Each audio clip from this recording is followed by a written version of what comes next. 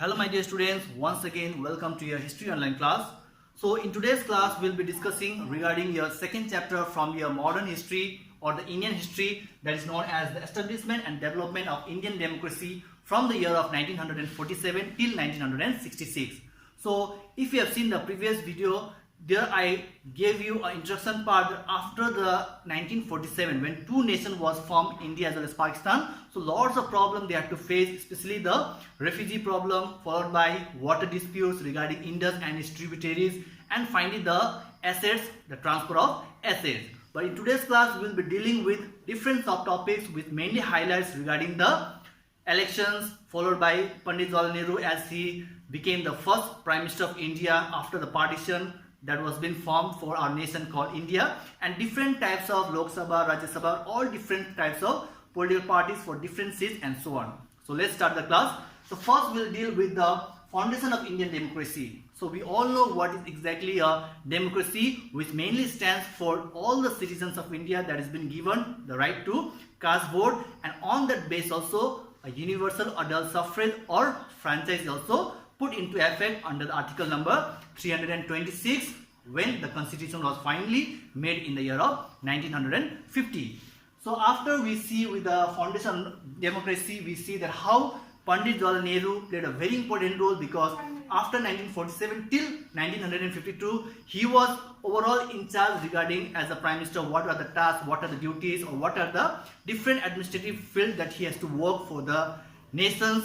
After all, nation was being given independent from the hand of British government. So on that ground also we see a lots of important role that was played by Pandit Jawaharlal Nehru.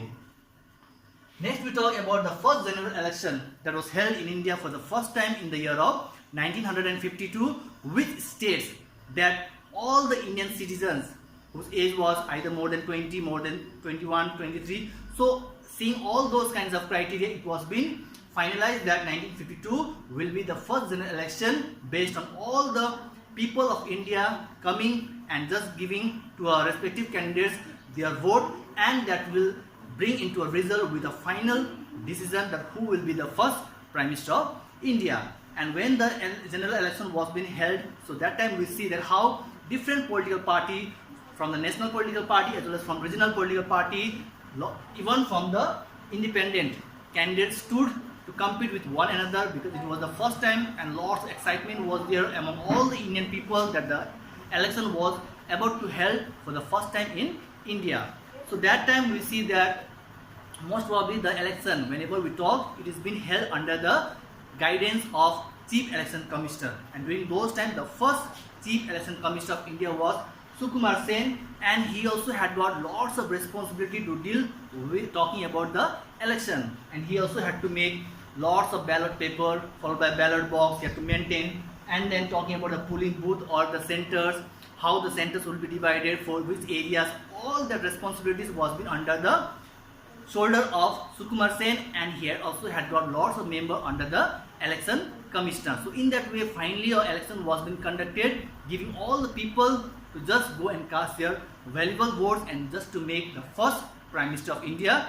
And regarding that we see how the Congress political party, Pandit Jawaharlal Nehru he stood, and many other political parties like Hindu Mahasabha and so on. But finally we see after a conclusion point that how the result states that Pandit Jawaharlal Nehru became the first Prime Minister of India from the Congress political party, and he took the oath after being the Prime Minister of India.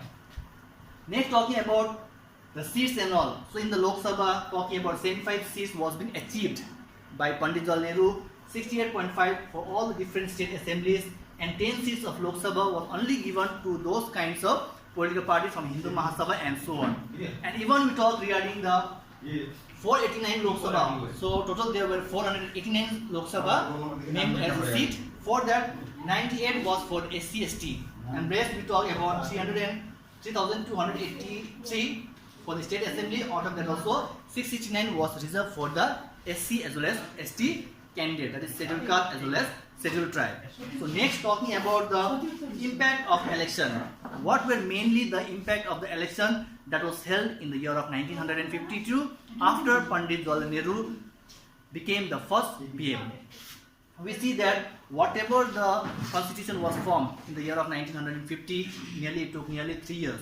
Exactly, it's 2 years, 11 months and 18 days to complete the whole rules and regulations, orders, articles, schedules, parts as well as amendment. And finally we see how laws and orders were also maintained when the general election was held in 1952. And finally talking about all the democratic norms. What are exactly the norms that all the people of India has to follow when there was a general election in the year of 1952. So overall, this was the topic for today's class. Hope you have understood. Till then, stay safe. Thank you. God bless.